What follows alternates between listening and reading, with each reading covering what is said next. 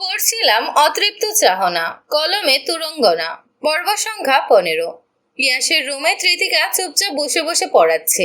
ইয়াস চুপটি করে তার সামনে বসে তৃতিকাকে পড়ার ফাঁকে আর চোখে তাকিয়ে তাকিয়ে দেখছে। অন্যদিকে তৃতিকার সম্পূর্ণ ধ্যান জ্ঞান পড়ার দিকে। তখন হাফসার কাছ থেকে গালের দাগের বিষয়টা কোনো মতে কাটিয়ে নিয়েছে, তবে মন মেজাজ একটুও ভালো নেই। ক্রমশ সব বিগড়ে যাচ্ছে। তৃতিকার পড়ানো প্রায় শেষের দিকে। ইয়াসকে পড়া বুঝিয়ে দিয়ে আপাতত হোমওয়ার্ক দিচ্ছে সে। এরই মাঝে আচমকা ইয়াস তার উদ্দেশ্যে বলল, মিস একটা কথা বলি। বলো। তৃতিকার হাসি মুখে বলা কথাতেও ইয়াস মন খারাপ করে বলল, মিস তে তো। ইয়াসের কথা শেষ হতে না হতেই তৃতিকা তার কথার বাধা সেজে মুচকি হেসে বলল, তৃতিকা, ও হ্যাঁ, তো মিস রসগোল্লা, আপনার গালে ওভাবে কে মেরেছে? প্লিজ বলুন না। ইয়াসের কথা তৃতিকা থমকায়। নোটবুক হাতে নজর সরিয়ে ইয়াসের দিকে তাকায়। শুরুতে নাম নিয়ে মুচকি হাসলেও শেষের কথায় নিমিষেই তার মনটা বিষিয়ে গিয়েছে। তবুও সে জোরপূর্বক মৃদু হেসে আওড়ায় কেন, জেনে কি করবে? তৃতিকা ইচ্ছে করে বানিয়ে বলার মতো কিছু খুঁজে পেল না। যে কেউ দেখা মাত্রই বলবে এটা কারো হাতের 5 আঙ্গুলের স্পষ্ট ছাপ। পোকা কামড় দিয়েছে কিংবা অন্য কোনো বাহানা দেওয়ার মতো সুযোগ এখানে নেই। তৃতিকার কথা শুনে ইয়াস বুক ফুলিয়ে বলল, একদম মেরে ফেলবো তাকে। আমার মিস তো একদম রসগোল্লার মতো, বগুড়ার দইয়ের চেয়েও অসাধারণ। অথচ তাকে কেউ এভাবে কেন মারবে? কোন সাহসে মারবে? আপনি এই জন্যই মন খারাপ করে আর আমাকে পড়াতে চাননি, তাই না মিস? কিন্তু আপনি একটু চিন্তা করবেন না মিস, আমি আধির মামুকে বলে সেই বেয়াদবকে অনেক পেটাতে বলবো। তুমি জানো আমার আধির মামুর গায়ে কত শক্তি, একবার কাউকে মারতে নিলে সে আর বাঁচতে পারবে না। ইয়াসের কথায় দিদিকে মনে মনে তাচ্ছিল্যের সহিত মৃদু হাসে। যার কাছ থেকে কষিয়ে থাপ্পড় খেয়েছে এখন তার এই দশা, সেই ব্যক্তির কাছেই নাকি এই ঘটনার বিচার নিয়ে যাবে ইয়াস। আচ্ছা, তখন কি আধির রায়ন নিজেই নিজেকে মারবে, নাকি নিজের সর্বোচ্চ রাগ ঝেড়ে তাকেই পুনরায় আরো দুটো কষিয়ে থাপ্পড় দেবে? তৃতিকার এসব ভাবনা ভাবতেই মৃদু হাসে। পরক্ষণেই স্বাভাবিক স্বরে বলে ওঠে, এমন কোনো কিছুরই প্রয়োজন নেই। যিনি আমায় মেরেছে সে আমার গুরুজন। আমার ভুল ছিল তাই মেরেছে, এতে মন খারাপ করার কিছু নেই। গুরুজন চাইলে ছোটদের শাসন করতেই পারে। তৃতিকার কথার উদ্দেশ্য হলো ইয়াসের মনে বিষয়টি নিয়ে যেন কোনো প্রকার বিরূপ মনোভাবের সৃষ্টি না হয়। যথারীতি ইয়াসও যেন বিষয়টা বোঝার চেষ্টা করে। তবে তৃতিকার পেছনে আকস্মাৎ এসে দাঁড়ানো ব্যক্তিটি তৃতিকার কথায় ভ্রু উঁচিয়ে মৃদু হাসে। তৃতিকা নিজের টোট ব্যাগ গুছিয়ে উঠতে নেমে ঠিক সেই মুহূর্তে আচমকা তার সম্মুখে টেবিলের উপর একটা চায়ের কাপ এসে দৃশ্যমান হয়। তৃতিকা কিছুটা চমকে উঠলেও নিজেকে সামলে নিয়ে আনমনে বলে ওঠে, আরে এসবের কি প্রয়োজন? তৃতিকার কথা শেষ হতে না হতেই সে সম্পূর্ণ থমকে যায়। সে ভেবেছিল হয়তো ঈশানী কিংবা অন্য কেউ এসেছে, কিন্তু হঠাৎ নিজের পাশে আধিরকে দেখে সে পুরোপুরি হতভম্ব। আধিরের পুরুষালী হাত খেয়াল না করলেও তার গাম্ভীর্যপূর্ণ চেহারার মুখোমুখি হয়ে তৃতিকা সম্পূর্ণ স্তব্ধ। অথচ আধির তার দিকে নির্বিকার চাহনিতে তাকিয়ে রয়েছে। বিশেষ কোনো প্রতিক্রিয়াই নেই। উল্টো তৃতিকার হাতে নজর সরিয়ে এসে ইয়াসের দিকে তাকায়। ইয়াস উচ্ছ্বাসিত স্বরে বলে, ইয়া মামু, তুমি এখানে? আধির পাশেই তার ছোট্ট বিছানায় গিয়ে বসে পড়ে। অতঃপর খানিকটা মৃদু হেসে বলল, কেন, এখানে আসতে পারি না আমি? আধিরের কথা ইয়াস আর কিছুই বলল না। আধিরকে স্বইচ্ছায় তার রুম দেখে সে বেশ খুশি হয়েছে। অন্যদিকে তৃতিকা আলতোভাবে নিজের নজর সরিয়ে মাথা নুয়ে চুপচাপ বসে রয়েছে। এদিকে ইয়াসের সাথে আধির স্বাভাবিক ভঙ্গিতে কথা বলতে থাকলেও তার আর চোখ নজর ঠিক ওই তৃতিকার দিকে। বিশেষ করে তৃতিকার ফর্সা গালের উপর পড়ে থাকা স্পষ্ট লাল হয়ে ওঠা 5 আঙুলের ছাপে। আধির নিজের নজর সরিয়ে নেয়, আড়ালে ভারী শ্বাস ফেলে। ইয়াসের উদ্দেশ্যে বলল, পড়াশোনা কেমন চলছে? তোমার মিস ঠিক মতো পড়ায় তো? ঠিক মতো মানে? আমার মিসতে তো না, মিস তৃতিকা অনেক অনেক ভালো পড়ায়। ইয়াসের কথায় তৃতিকা মাথা নুয়ে থাকে, অবস্থাতেই কিঞ্চিত মুচকি হাসে। আধিরও মৃদু হাবাকা হেসে আর চোখে তৃতিকাকে এক পলক দেখে নেয়।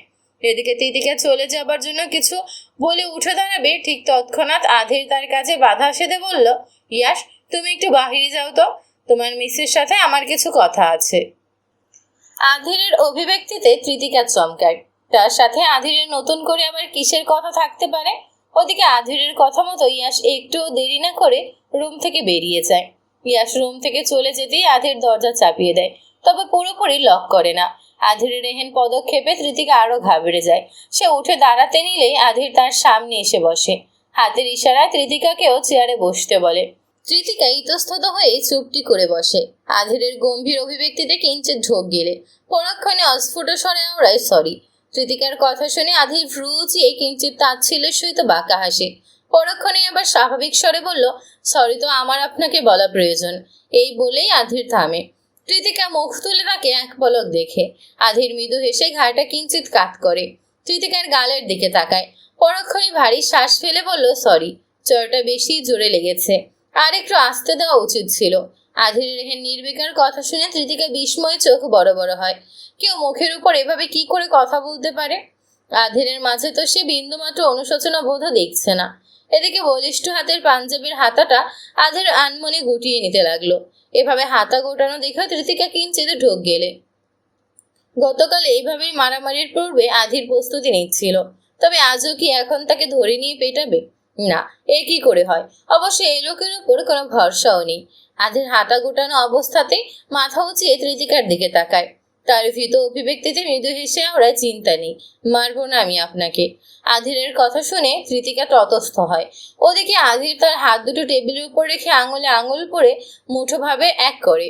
তার বাম হাতে ব্যান্ডের সাদা কালো ঘড়িটা বেশ মানিয়েছে তার ফর্সা হাতে।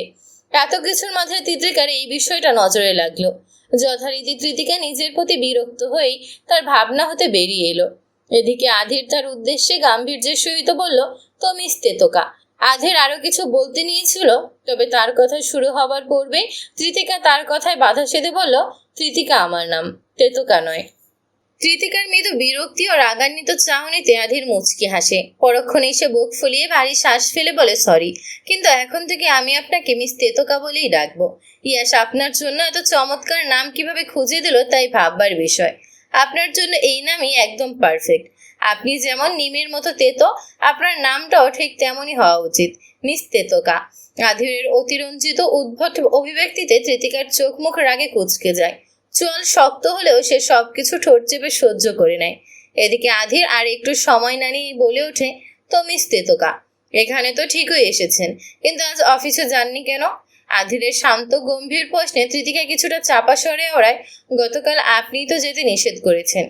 তৃতিকার নমনীয়তায় আধির ভ্রু উচকিয়ে মৃদু হাসে। আমি যেতে না করলাম তাই আর আপনি যাবেন না?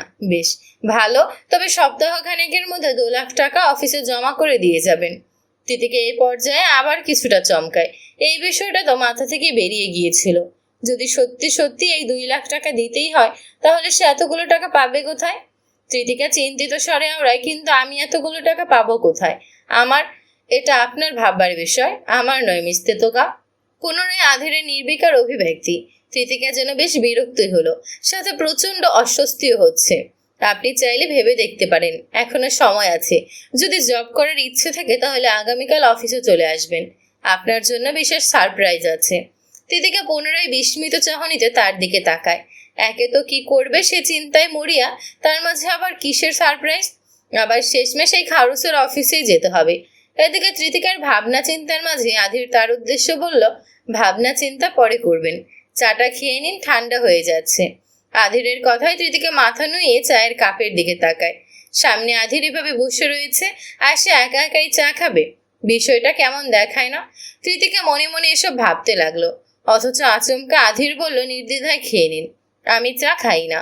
আধিরের কণ্ঠে তৃতিকা চমকায়। সে তো বিষয়টা নিয়ে মনে মনে ভাবছিল, আধির কি করে তার মনের কথা বুঝে গেল। তৃতিকা কিঞ্চিত ঢোক গিলে চায়ের কাপে ঠোঁট ছোঁয়, তবে 2-3বারের বেশি চমক সে দিতে পারে না। আধির তার দিকে অপলকভাবে চেয়ে রয়েছে, অথচ তার এতে তীব্র অস্বস্তি হচ্ছে। একই সাথে আধিরের গাম্ভীর্যের অভিব্যক্তিতে বারংবার তার চোখ মুখ শুকিয়ে আসছে। না, আর এখানে থাকা যাবে না। তৃতিকা কোনো মতে চায়ের কাপটা টেবিলের যথাস্থানে রেখে দিয়ে সোজা উঠে দাঁড়ায়। আচমকা উঠে দাঁড়ানোতে আধির তার দিকে ভ্রু উঁচিয়ে তাকায়। আধিরের নজরের সাথে চোখাচোখি হতেই তৃতিকা কিঞ্চিত ঢোক গিলে ইতস্তত স্বরে বলল, আজ সন্ধ্যা হয়ে আসছে, আমি এখন আসছি, ভালো থাকবেন। এই বলেই সে এক মুহূর্ত দেরি না করে নিজের ব্যাগটা নিয়ে রুম ধুতে বেরিয়ে পড়ে। এদিকে আধির তার যাওয়ার পানে কিঞ্চিত মুচকি এসে বিড়বিড়িয়ে ওড়ায়, ভালো তো আমি সর্বদাই থাকি, মিস তেতোকা। এই বলার মাঝে আধিরের নজর পড়ে তৃতিকার চায়ের কাপে। অর্ধেকটা চা সে ফেলেই চলে গিয়েছে। আধির ভারী শ্বাস ফেলে চায়ের কাপটা হাতে তুলে নেয়। পরক্ষণেই তীক্ষ্ণ দৃষ্টিতে চায়ের কাপের চারপাশটায় চোখ বুলিয়ে নেয়। কাপের বাম পাশে শুকনো ঠোঁটের মৃদু চাপ স্পষ্ট।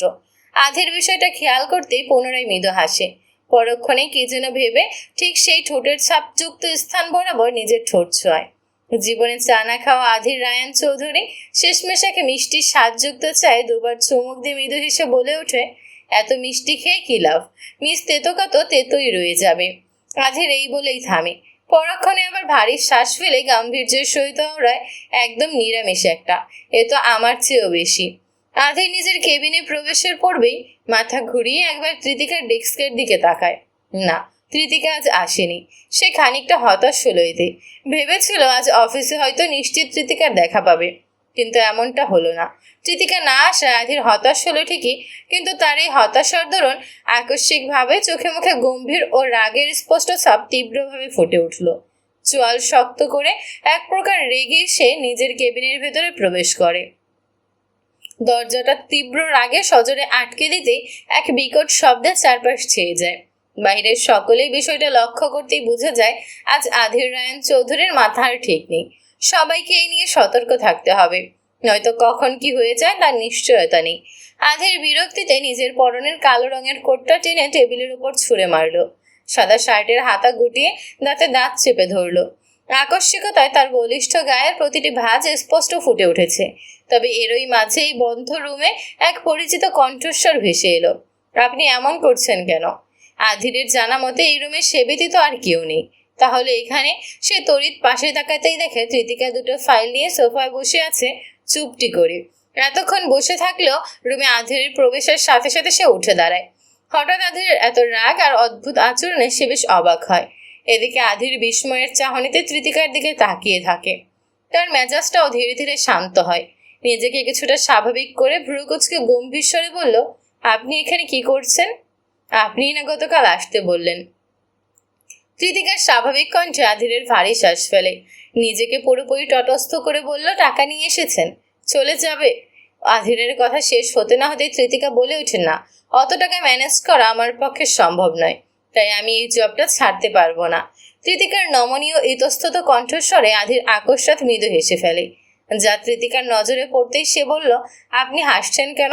আমি কিন্তু সত্যি এতগুলো টাকা। পুনরায় আধির হেসে ফেলে। সে কিসের জন্য হাসছে তা হয়তো নিজেও জানে না। তবে এবার একদম স্বাভাবিক হয়ে তৃতিকার উদ্দেশ্য বলল, আসুন, আপনার সাথে একটা প্রয়োজনীয় বিষয়ে কথা বলার আছে। আগে কথাটা বলে নেই, তারপর না হয় আপনাকে সারপ্রাইজ দেব। পুনরায় সারপ্রাইজের কথায় তৃতিকা থমকায়। কিসের সারপ্রাইজ দিতে চাইছে আধির, তাই তার বোধগম্য নয়। এদিকে আধির এসে তৃতিকার পাশে সোফায় বসে পড়ল। তৃতিকাকেও পাশে সোফায় বসতে বলায় সেও নির্বিকারে বসলো। আধির এখন অনেকটাই সিরিয়াস হয়ে উঠেছে। চোখ মুখ এক অদ্ভুত শান্ত গম্ভীর ছাপ স্পষ্ট। তৃতিকা ভাবছে আধির তাকে এই মুহূর্তে ঠিক কি বলতে পারে। এরই মাঝে আধির রায়ান ভারী শ্বাস ফেলে বলতে লাগলো, তৃতিকা, আমি জানি না এই বিষয়ে আপনাকে বলা আদৌ কোনো প্রয়োজনীয়তা রয়েছে কিনা, তবে বিষয়টা যেহেতু আমাদের দুজনের সম্পর্ক ভিত্তিক, তাই আমার মনে হয় এটা আপনাকে জানানো উচিত। আধিরের এহেন অভিব্যক্তিতে তৃতিকা আরও বেশি অবাক হয়। তাদের দুজনের সম্পর্ক ভিত্তিক কিছু, এর মানে কি? আধিরকে তো সে ঠিক মতো চেনেও না। আধিরের আসলে চাইটা কি, কি বিষয়ে কথা বলতে চাইছে? তৃতিকার ভাবনার মাঝে আধির আবারও বলতে শুরু করে, আমি বারবার সিদ্ধান্ত বদলেছি, কথাটা আপনাকে বলবো নাকি বলবো না, কিন্তু আমার মনে হয় যেহেতু এখানে আপনিও জড়িত আছেন, তাই বেশি ভনিতা না করে জানিয়ে দেওয়াই উচিত। আধির কিছু সময়ের জন্য থামে, নিজেকে আরও বেশি তটস্থ করে নিয়ে বলতে শুরু করে, মিস তৃতিকা তালুকদার, আপনি বলেছিলেন আপনার বাড়ি নারায়ণগঞ্জ। এটা আপনি কেন বলেছিলেন তা শুরুতে না বুঝলেও পরবর্তীতে খোঁজ নিয়ে বুঝেছি। এটা সত্যি আপনার হোম টাউন, কিন্তু আমি যে তৃতিকা তালুকদারকে চিনি তার বাড়ি হলো কিশোরগঞ্জ। আধিরের কথার ভঙ্গি তৃতিকার কাছে স্পষ্ট নয়, কিন্তু তার কথাগুলো বেশ অদ্ভুত লাগছে। আধির কোন তৃতিকা তালুকদারের কথা বলছে? তার বাড়িও তো কিশোরগঞ্জে। বাবা মায়ের মৃত্যুর পর তীব্র বন্যায় তাদের বসতি ছাড়তে হয়েছিল। এরপর সেই বহু বছর আগে থেকেই সে তার চাচা চাচিদের সাথে কিশোরগঞ্জ হতে নারায়ণগঞ্জে এসে থাকা শুরু করে, যার ফলে তার সার্টিফিকেট সহ সকল জায়গায় হোম টাউন হিসেবে নারায়ণগঞ্জে লেখা হয়। কিন্তু এখন আধির যদি কথার ইঙ্গিতে তারই কথা বলে, তাহলে এই আধির রায়ান কিভাবে তাকে চেনে? সে কি তার পরিচিত কেউ? তৃতিকার বিস্ময়ের ভাবনার চিন্তার মাঝে আধির পুনরায় নিষ্পিহে বলতে লাগলো, আজ হতে 14-15 বছর আগের কথা। আমি বাবার বিজনেসের সূত্রে কিশোরগঞ্জ গিয়েছিলাম। ওই সময় সেখানে তীব্র এক মহামারীতে সকলের জরাজীর্ণ অবস্থা। আর এই সময় আমার পরিচয় হয় তালুকদার পরিবারের সাথে। জনাব কাশেম তালুকদারই মূলত। আধিরের কথা শেষ হতে না হতেই তৃতীকে বিস্ময়ের সাথে বলে ওঠে, আপনি আমার দাদুকে চেনেন? আমার দাদুই তো কাশেম তালুকদার। জি, আমি আপনার দাদুকে চিনি। তার সাথেই আমার প্রথম পরিচয় হয়। ও বেশ খাতির জমে। অ্যাজ ইউজুয়াল আমি সেখানে থাকাকালীন অবস্থাতেই তিনি সেই মহামারীর দরুন আক্রান্ত হয়ে বেশ অসুস্থ হয়ে যায় এবং আমার কাছে এক অদ্ভুত আবদার করে বসে। আপনার আদৌ কিছু মনে রয়েছে কিনা জানি না, তবে খুব সম্ভবত সে সময় আপনার বয়স আনুমানিক 3.5 থেকে 4 বছরের মতো হবে। আর আপনার দাদু তার জীবনের শেষ ইচ্ছে হিসেবে আপনার সাথে আমার বিয়ে দেওয়ার আবদার করে। কৃতিকা তীব্র বিস্ময়ের সাথে আধিরের দিকে তাকিয়ে, চোখের পলক একবারের জন্য নামছে না। সে অপলক দৃষ্টিতে আধিরকে দেখছে। অন্তঃস্থলে এক তীব্র ঝড়ের যেন সব তোলপাড় হতে শুরু করেছে। আধির যেন তৃতিকার বিষয়টা বেশ ভালোই বুঝতে পারে। সে কিছুটা তৃতিকার দিকে এগিয়ে আসে। খানিকটা ইতস্তত ভঙ্গিতে আচমকা তৃতিকার হাত দুটো নিজের হাতের কাছে টেনে নিয়ে নিজের হাতের আদলে শক্ত করে চেপে ধরে। এ দফা তৃতিকা আরো বেশি বিস্মিত। এদিকে আধির স্বাভাবিকভাবে নির্বিকার ভঙ্গিতেই বলল, তৃতি, আমি জানি এই সম্পর্কটা স্বাভাবিক নয়। আমি বয়সে তোমার যথেষ্ট বড়। আমাদের মাঝে যে অসমতা রয়েছে তা স্বাভাবিক হতে পারে না, কিন্তু সেই অতীতের সম্পর্কের ভিত্তিতে আমি আজও তোমার স্বামী। আধির ঠোঁট ভিজিয়ে দৃঢ় চাহনিতে তৃতিকার দিকে তাকিয়ে। এদিকে তৃতিকা যেন সম্পূর্ণ স্তব্ধ। সে নিষ্ফল চাহনিতে আধিরকে অপলক দৃষ্টিতে দেখছে। সম্পূর্ণ বাকরুদ্ধ এক মানবীর ন্যায় তার অভিব্যক্তি। আধির বুঝতে পারে তৃতিকা হুট করে বিস্ময়ের মাঝে আটকে গিয়েছে, কিন্তু সে যা সিদ্ধান্ত নিয়েছে তাতে তৃতিকাকে এই বিষয়টা জানানো প্রয়োজন। কিন্তু তৃতিকা বুঝতে পারছে না আদতে তার কি বলা উচিত। কিঞ্চিত ঢোক গিলে সে মাথা নুয়ে হাতের দিকে তাকায়। আধির তার হাত জোড়া নিয়ে নিজের হাতের মাঝে মুষ্টিবদ্ধ করে চেপে বসে রয়েছে। তৃতিকা হাতের দিকে তাকাতেই আধির তটস্থ হয়ে তৎক্ষণাৎ হাতটা সরিয়ে নেয় এবং নিজেকে স্বাভাবিক করে বলতে শুরু করে, তৃতি, আমি জানি না এটা জানার পর তুমি আদতে কি ভাবছো, কিন্তু না, আমি এই সম্পর্কের জন্য তোমার উপর কোনো প্রকার জোরপূর্বক কোনো কিছু নিয়ে কিংবা কোনোদিন স্বামীর অধিকার ফলাবো না। সেসবের সময়সীমা কিংবা পরিস্থিতি এখন আর নেই। আই নো এই বিয়ের কোনো মানেই নেই। আমিও মানি না। আর আমার মতে তুমি আজ জানার পর হয়তো তুমিও মানবে না। এটা জাস্ট সিম্পল একটা সামাজিক সম্পর্ক, দ্যাটস ইট। আধির রেহেন কথাবার্তায় তৃতিকার কপাল কিঞ্চিত কুঁচকে যায়। সে এবার হুট করে আধিরের উদ্দেশ্যে শান্ত গম্ভীর স্বরে বলে ওঠে, আপনি কি বলতে চাইছেন? এটাই যে আমাদের মাঝে কোনো স্বাভাবিক স্বামী স্ত্রীর সম্পর্ক না হলেও অন্তত আমি আমার দায়িত্বটা পালন করতে চাই। একটা 4 বছরের বাচ্চাকে বিয়ে করাটা কখনোই স্বাভাবিক বিষয়বস্তুর নয়। আমি সবকিছু জেনে বুঝেও বিয়েটা করেছিলাম শুধু তোমার দাদু শেষ ইচ্ছে পূরণ করতে। আমি ছোটবেলা হতেই লন্ডনে বড় হয়েছি। আমার মম ছিলেন ব্রিটিশ আর বাবা বাংলাদেশি। অ্যাজ ইউজুয়াল ওই সময় আমার কাছে এইসব বিয়ের কোনো ভ্যালুই ছিল না।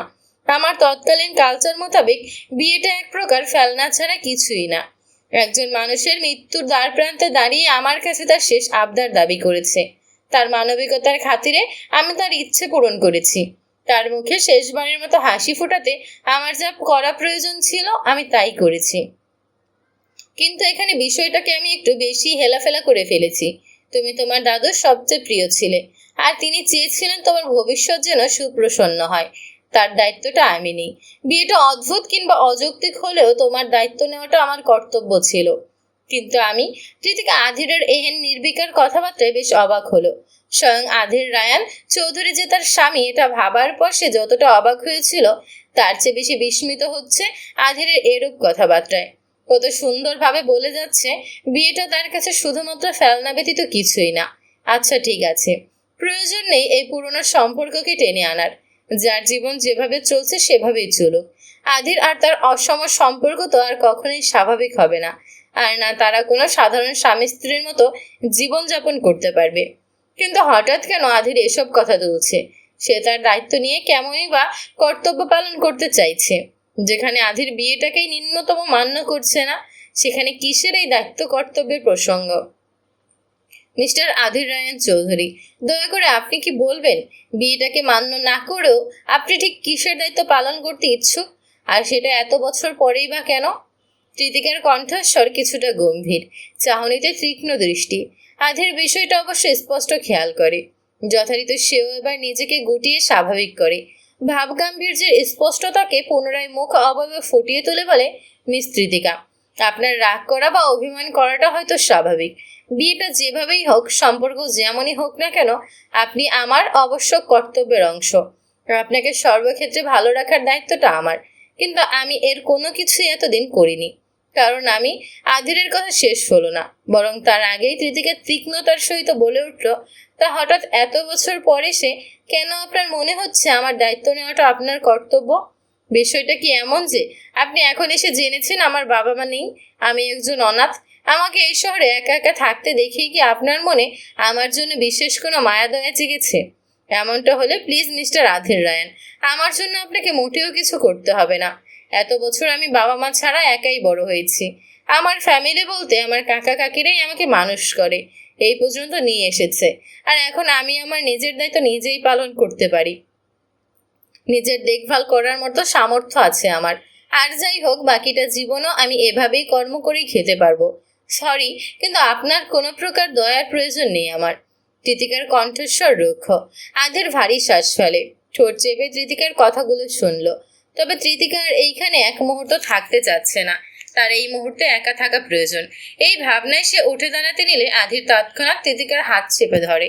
আকস্মাৎ সোফা হতে উঠে এসে কৃতিকার পায়ের কাছে হাঁটু গেড়ে বসলো। নিমিষেই কৃতিকার বিস্ময়ে চোখ ছানা বড়া। সে চুপটি করে একই সাথে বসে থাকে, আধিরকে বিস্ময়ের নজরে দেখছে। অথচ আধিরের মাঝে এ নিয়ে কোনো হেলদোলি নেই। সে নির্বিকারে বলতে লাগলো, তৃতি, আপনি জাস্ট। আধিরের কথা শুরু হবার পূর্বেই কৃতিকা বলে উঠল, আপনি আগে এটা ডিসাইড করুন, আপনি আমায় তুমি নাকি আপনি বলবেন। কৃতিকার কথায় আধির থমকায়। কিছুটা ভেবে নিয়েই বলে ওঠে, কৃতিকা, তোমার রাগ করাটা অস্বাভাবিক নয়, কিন্তু আমার কথাটাও একবার বোঝার চেষ্টা করো। তুমি ভাবছো দায়িত্ব থেকে যখন এত বছর পালিয়ে বেরিয়েছি, তাহলে আজ কেন সে দায়িত্ব নিতে আমি মরিয়া? কিন্তু বিশ্বাস করো, আমি যখন বিয়ের পরদিন রাতে হুট করে সেখান থেকে চলে এলাম, এবারও আধিরের কথা শেষ হয় না। তার পূর্বেই কৃতিকা বলে ওঠে, কেন চলে গিয়েছিলেন? আবেগের বসে বিয়ে করে পরে হুঁশ হয়েছে। এই বিয়ে তো আপনার কাছে ফেল না। আপনার হাই সোসাইটিতে আমার সাথে তো আমি কিংবা বিয়েটা মানানসই নয়, তাই তো পালিয়ে গিয়েছিলেন, তাই না? আমি মোটেও সে রাতে পালাইনি কৃতিকা। আমার মম এমনিতেই অসুস্থ ছিল সে সময়, অথচ তিনি লন্ডনে আর আমি বাবা বাংলাদেশে। সেদিন মাঝরাতে আমার কাছে খবর আসে মম অনেক বেশি অসুস্থ, আর আমি ওখানে গিয়েছিলাম শুধুমাত্র এক নির্দিষ্ট সময়ের জন্য। আমার ফ্লাইট সহ এভরিথিং আগে থেকেই ঠিক করা ছিল। পরের দিন নির্দিষ্ট ফ্লাইটে লন্ডন না ফিরলে অনেক বড় প্রবলেম হয়ে যেত, যে কারণে আমি বেশি কিছু না ভেবেই কাউকে না জানিয়েই চলে যাই। ভেবেছিলাম পরে যোগাযোগ করে নেব, কিন্তু একে তো বিয়ে সম্পর্কে আমার ফ্যামিলির কেউ জানতো না, বাবার সাথে লন্ডন ফেরার পথেও এ নিয়ে কোনো কথা হয়নি, কারণ তখন শুধু মাথায় মমের চিন্তা ভাবনা ঘুরপাক খাচ্ছে। মূল কথা, সিচুয়েশনটাই এমন ছিল যে আমার না গিয়েও কোনো উপায় ছিল না। কৃতিকা আনমনে আধিরের কথাগুলো শুনল। অদ্ভুত এক অনুভূতি হচ্ছে নিজের মাঝে। আধিরের প্রতি তীব্র সহানুভূতি হলেও তার প্রতি রাগও হচ্ছে। অথচ কৃতিকা বুঝতে পারছে না এটা আদৌ তার রাগ নাকি অভিমান। আর অভিমান হলেও সে কিসের ভিত্তিতে আধিরের প্রতি অভিমান করছে? আচ্ছা, মানলাম আপনার কথা, তখন না হয় পরিস্থিতির শিকার হয়ে আপনি চলে গিয়েছিলেন, কিন্তু এরপরও কি একবারও আপনার মনে হয়নি আজ যার দায়িত্ব নিতে আপনি মরিয়া, সে তখন তার বাবা মা ছাড়া ঠিক কিভাবে আছে? একবারও মনে হয়নি, তাই না?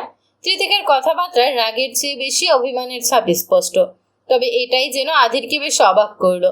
সে শুরুতে কিছুটা কপাল কুঁচকে ফেললো, পরক্ষণে স্বাভাবিক স্বরে বলতে লাগলো, মনে হয়েছে বিধায় আমি তখন হতে এখন অব্দি বহুবার খোঁজ করেছি আপনাকে, কিন্তু পাইনি। আমি লন্ডনে পৌঁছানোর পরপরই মম আমাদের ছেড়ে চলে যায়। তার মৃত্যুতে আমি বাবা দুজনেই দিশেহারা। এদিকে বাবাও হুট করে অসুস্থ হয়ে যায়। তার বিজনেস সহ সবকিছু তখন আমার দায়িত্বে। মন মানসিকতার পরিস্থিতি এমন ছিল যে আমি নিজেকে গুছিয়ে নেওয়ার মতো সময়টুকুও পাইনি। তার আগেই একের পর এক ঝড় আমার জীবনের সবকিছু লণ্ডভণ্ড করে দিয়ে যায়। মায়ের মৃত্যুর 2 বছর পরপরই বাবাও মারা যায়। এরপর হতে আমি সম্পূর্ণ একা। তার কিছুদিন পরেই আমার এই বিয়ের ঘটনা মাথায় আসে। বিশ্বাস করুন কৃতিকা, আমি আপনাকে অনেক খুঁজেছি। বাবার মৃত্যুর পর আমি যখন সম্পূর্ণ একা, তখন প্রায় আমি দেশে আসতাম। এরপর কিশোরগঞ্জে আপনার খোঁজে কম করে হলেও 1000 বার গিয়েছি। কিন্তু ততদিনে তালুকদার পরিবারের অস্তিত্ব যেন কিশোরগঞ্জ হতে গায়েব হয়ে গিয়েছে। কেউ আপনাদের খোঁজ দিতে পারেনি। উল্টো এও শুনেছি আপনাদের পরিবার গ্রামবাসী হতে অনেক ঋণ করায় তারা নাকি আত্মগোপনে চলে গিয়েছে। এরপর আর চেয়েও আপনাদের খোঁজ পাইনি। কিন্তু শেষমেশ যখন আপনাকে অফিসের ইন্টারভিউতে দেখলাম তখনই পুরোদমে এটাই মনে হচ্ছিল আপনি সেই তৃতিকা তালুকদার। বিয়ের সময় কাজের মুখে আপনার নামটা না শুনলে হয়তো আমি আপনার নামটাও কখনো জানতাম না। আধির তৃতিকার হাত জোড়ার দিকে চেয়ে আনমনে কথাগুলো বলে থামলো।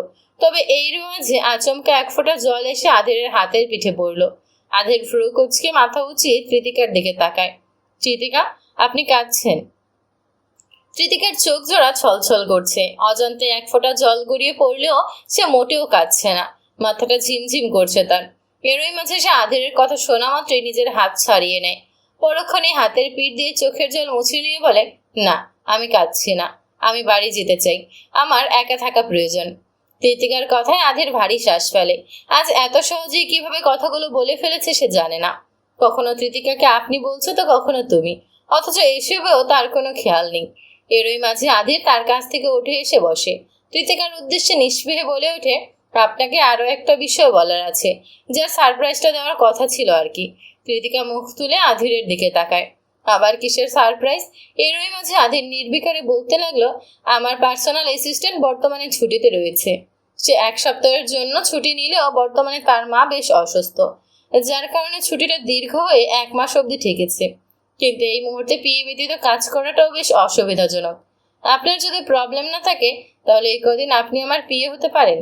কাজের চাপ একটু বাড়বে, কিন্তু টেনশন নেই, আমি আপনার সাথে আছি। তৃতিকা এবারে যেন আরো গোলক ধাঁধায় পড়ে গেল। সে একের পর এক বিস্ময়ের মাঝে ঘুরপাক খাচ্ছে। আর এই আধির সবকিছুতেই যেন নির্বিকার। এত কিছুতেও যেন তার কিছুই এসে যায় না। কতটা স্বাভাবিক থাকতে পারে এ লোক, তা ভাবতেই তৃতিকা দিশেহারা। তৃতিকা নিস্তব্ধতায় আধির পুনরায় বলল, এত বেশি হাইপার হওয়ার প্রয়োজন নেই। আপনি ধীরে সুস্থে সিদ্ধান্ত নিন। আর আজ চাইলে এখনই বাড়ি যেতে পারেন। আই থিঙ্ক আপনার রেস্টের প্রয়োজন। রাত অনেকটা পেরিয়েছে। তৃতিকা মগ্ন তার নানান চিন্তা ভাবনায়। আজ অফিস হতে ফেরার সময় নিচতলায় বাড়িওয়ালার ছেলে রনির সাথে দেখা হয়েছে তার। কি অমায়িক তার ব্যবহার! তৃতিকাকে দেখা মাত্রই মাথা নুইয়ে বড়সড় এক সালাম দেয় এবং তৎক্ষণাৎ সোজা বাসার ভেতরে প্রবেশ করে। অথচ তার এহেন পরিবর্তনে তৃতিকা সম্পূর্ণ বিস্মিত। এত দ্রুত কারো এমন পরিবর্তন? বিষয়টা বেশ আশ্চর্যজনক। তবে সে বর্তমানে এসব নিয়ে ভাবছে না। আধিরের কথা মতো সে তখনই বাড়িতে চলে এসেছে। কিন্তু আসার পর হতেই এভাবে স্তব্ধ হয়ে নিজের চিন্তা ভাবনায় মগ্ন সে। এই মুহূর্তে সঠিক সিদ্ধান্ত কি হতে পারে তা তৃতিকার জানা নেই। আধিরের কথা অনুযায়ী বোঝাই যাচ্ছে সে তাকে স্ত্রী মানে না, কারণ বিয়েটার কোনো মূল্য নেই তার কাছে। অথচ এটাও বলছে স্বামী হিসেবে তার প্রতি যে সকল দায়বদ্ধতা কিংবা কর্তব্যগুলো রয়েছে সেসব পালন করতে ইচ্ছুক। এটা কেমন কথা? যতই হোক নানান পরিস্থিতির কারণে সে তার দেখভাল করতে পারেনি, কারণ আধির তার খোঁজ পায়নি। কিন্তু এর মানে তো এও না যে তার কোনো প্রয়োজন রয়েছে আধিরের বিশেষ কোনো সিম্প্যাথি কিংবা সাহায্য নেওয়ার। যেখানে আধির বিয়েটা মানে না, তাকে স্ত্রী হিসেবে মানে না, সেখানে আবার কিসের এত দায়বদ্ধতা? এমন তো নয় যে তৃতিকা নিজের খেয়াল নিজে রাখতে পারে না। কয়েক মাস তো হলো এই শহরে একা একাই থাকছে সে। সমস্যা তো একটু তো সব জায়গাতেই থাকে, তাই বলে আধিরের সাহায্য সারা সে একেবারে মরে তো যায়নি। তৃতিকার চিন্তা ভাবনায় মিশ্র প্রতিক্রিয়া ঘটছে। কখনো সে আধিরের প্রতি বিরক্ত, আবার কখনো রাগান্বিত, কখনো বা নিজের অজান্তেই আধিরের প্রতি বিশেষ এক অভিমান জমছে। অথচ তৃতিকা তা বুঝতেই পারছে না। বদ্ধ কেবিনে দুজন মানবী নিজের কাজে মগ্ন। ডেস্কের একপাশে আধির নিজের মতো ফাইল আর ল্যাপটপ নিয়ে ঘাটাঘাটি করছে। অপর প্রান্তে তৃতিকা নানান ফাইল ও নোটবুকের মাঝে ডুবে রয়েছে। আধিরের পার্সোনাল অ্যাসিস্ট্যান্ট হতে তার কোনো অসুবিধা নেই, সে নির্দ্বিধায় এতে রাজি হয়ে গিয়েছে। কিন্তু এখন এত সব কাজ বুঝতে গিয়ে তার মস্তিষ্ক যেন সম্পূর্ণ অকেজ হয়ে যাচ্ছে। আধির একের পর এক ফাইল, কোম্পানির ডকুমেন্টস, ডিল, এগ্রিমেন্ট সব নানা রকমের বিষয়বস্তুগুলো তৃতিকাকে বোঝাচ্ছে। আর তৃতিকা হুহা করে কোনো মতে বিষয়গুলো নিজের মস্তিষ্কের আয়ত্ত আনার চেষ্টা করছে। এভাবেই দুজনের একটানা কাজ করতে করতে প্রায় বিকেল হয়ে গেল। দুজনের কাজ ব্যতীত বিশেষ আর কোনো কথাবার্তাই হলো না। যদিও আজ তৃতিকা বেশ আগেই অফিসে এসেছে, কিন্তু তাতে কি তার কাজ শেষ হওয়ার তো কোনো নামই নিচ্ছে না। অবশ্য তৃতিকা এখনো আনুষ্ঠানিকভাবে আধিরের বিয়ে হয়নি। অফিসের কেউই বিষয়টা এখনো জানে না। আজ কাজগুলো বুঝে নিচ্ছে। আগামীকাল আধির নিজেই বিষয়টা অফিসে ঘোষণা করে দেবে এবং আধিরের আসল পিএ না আসা অবধি অনির্দিষ্টকালের জন্য কৃতিকাই এখন তার পিএ হয়ে থাকবে। কৃতিকাও ভেবে নিয়েছে আধিরকে বিশেষ কোনো নজরে দেখার প্রয়োজন নেই। আধির যেহেতু তাকে স্ত্রী হিসেবে মান্য করে না, তাহলে সে কেন তাকে বিশেষ কিছু ভাবতে যাবে? এর চেয়ে আগেও যেমন তাদের সম্পর্কটা স্বাভাবিক ছিল, এখনো তাই থাক। আলাদাভাবে আধিরকে তার প্রতি কোনো দায়বদ্ধতা রাখতে হচ্ছে না। দুজনে বেশ ভালোই ব্যস্ত সময় পার হচ্ছিল। এরই মাঝে আচমকা আধিরের ফোনে কারো কল এলো। সে ব্যস্ততার মাঝেই কলটা রিসিভ করে লাউড স্পিকারে টেবিলের উপর ফোনটা রাখলো। জি ফুপি, বলুন। সালাম কালাম ছাড়া সোজা এভাবে সম্বোধন। কৃতিকা কিছুটা বিরক্তি আর বিস্ময়ে আধিরের দিকে তাকাতে চেয়েও আর তাকালো না, বরং মাথা নিচু করেই ফাইল দেখতে দেখতেই মনে মনে আওড়ায় ম্যানারলেস খরচ একটা। কৃতিকার বিরক্তিবোধ আধিরের নজর এলো না, তার মনোযোগ ল্যাপটপে। ওদিকে হাফসা বেগম ফোনের অপর প্রান্ত হতে বললেন, আধির বাপ, একটা কথা বলবো, দয়া করে মানা করো না। হাফসার এহেন অভিব্যক্তিতে আধিরের কপাল কিঞ্চিত কুঁচকে যায়। তবুও সে স্বাভাবিক স্বরে বলে, কি বিষয়ে ফুপি? আগে বলো, তুমি মানা করবে না। আধির বিন্দুমাত্র না ভেবে নির্বিকারে বলে ওঠে, বিয়ে সম্পর্কিত কোনো কিছু হলে আমি সরি। আগেও বলেছি, এখনো বলছি, এসবের বয়স আর আমার নেই। তাই ভালো হয় তোমরাও এসব নিয়ে সময় নষ্ট করা বন্ধ করো। আধিরের কথায় যেন হাফসা বেগম বেশ হতাশ হলো। এদিকে তিতিকা ফাইল দেখার পাশাপাশি সব কথাই স্পষ্টভাবে শুনছে। বাপ, একবার শুধু আমার কথাটা শোনো। একটা মেয়েকে অনেক বেশি পছন্দ হয়েছে, দেখতে শুনতেও মাশাল্লাহ। একবার শুধু তুমি আমাদের সাথে মেয়ের বাড়িতে আসো, খালি মেয়েটাকে দেখে যাবে, আর কিচ্ছু না। পছন্দ হলে তো আলহামদুলিল্লাহ, না হলে ফপি আর কত। আমি হাজারবার বলেছি আমি বিয়ে নিয়ে বিন্দুমাত্র আগ্রহী নেই। তাহলে এই মেয়ে দেখার প্রসঙ্গ কেন আসছে? আধির কিছুটা শান্ত গাম্ভীর্যের সহিত কথাটা বলেই কলটা কেটে দেয়। পরক্ষণেই ভারী শ্বাস ফেলে এক প্রকার বিরক্তি নিয়ে পুনরায় নিজের কাজে মনোযোগী হয়। এদিকে তৃতিকা তাকে মাঝে মাঝে আর চোখে চেয়ে চেয়ে দেখছে। কিছু একটা বলার জন্য তার মনটা আঁকোপাকো করছে, কিন্তু বলবে কি বলবে না তাই এখন বসে বসে ভাবছে। তবুও শেষ পর্যন্ত অধৈর্য হয়ে বলেই দেয়, আপনার বিয়ের জন্য পাত্রী খোঁজা হচ্ছে। আধির ল্যাপটপের স্ক্রিনে তাকিয়ে থাকা অবস্থাতেই জবাব দেয়, এর চেয়ে বেশি সে একটা শব্দও করল না। এদিকে তৃতিকার মেজাজ কেন যেন নিমিষেই বিগড়ে যাচ্ছে। এটা কেন হচ্ছে তা তৃতিকার অজানা।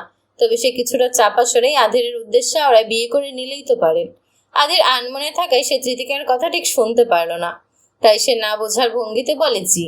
তৃতিকা এতে কিছুটা বিরক্ত হয়, তার কেন যেন অস্বস্তি হচ্ছে। তবুও সে চাপা সরে বললাম এত করে সবাই যখন বলছে তাহলে বিয়েটা চাইলেই করে নিতে পারেন। বয়সও তো মনে হয় অনেক হয়েছে, তাই না? আধির এবার ল্যাপটপের স্ক্রিন হতে নজর সরিয়ে তৃতিকার দিকে তাকায়। পরক্ষণেই কিছু একটা ভেবে ক্ষীণ বাঁকা হেসে বলতে লাগলো, করবো বলছেন? তৃতিকা তীব্র অস্বস্তিতে পড়ে যায়। হুট করেই ইচ্ছে হচ্ছে এই খারস রায়ানের মুখ বরাবর সজোরে একটা ঘুষি মেরে নিজেকে শান্ত করতে।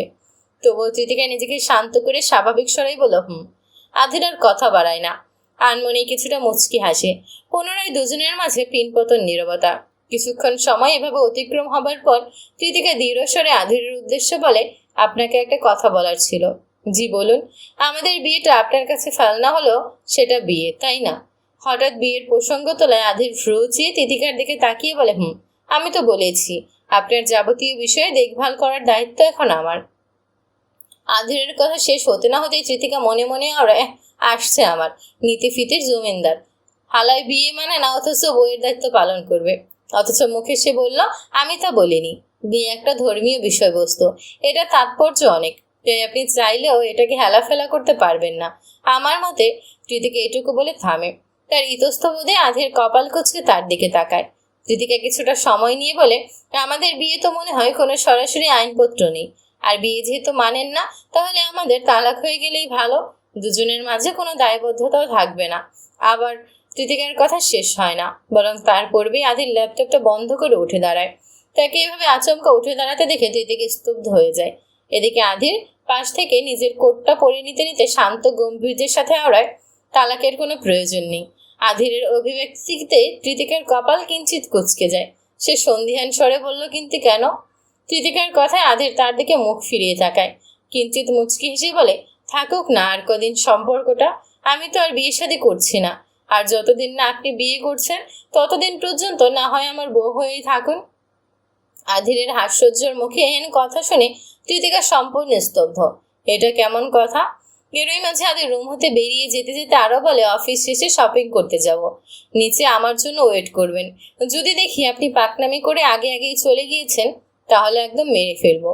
শেষের কথাটা আধির যেতে যেতে তৃতিকার দিকে মুখ ফিরিয়ে ভ্রু উঁচিয়ে বলে, যেন তৃতিকাকে এক প্রকার শাসিয়ে গেল।